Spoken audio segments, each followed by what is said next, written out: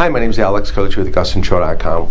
We can do credit repair for you here. So credit repair during the mortgage process could even be done. So we could start your mortgage, not lock your loan, and we can get your scores up, and then when we lock it with the new credit report, then you get the better rate, you get the better deal with the higher credit scores. Now, if your loan's not doable at all with the way your credit score is now, then we can't submit it to underwriting because it'll get suspended.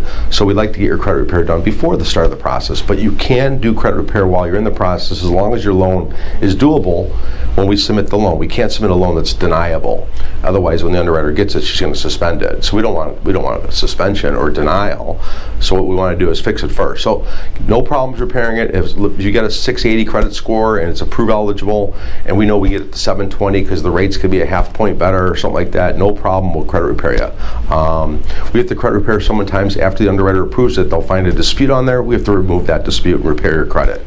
So credit repairing is no problem for us here at AugustinShow.com. I do it all the time. Give me a call, 630-915-7550. Please subscribe.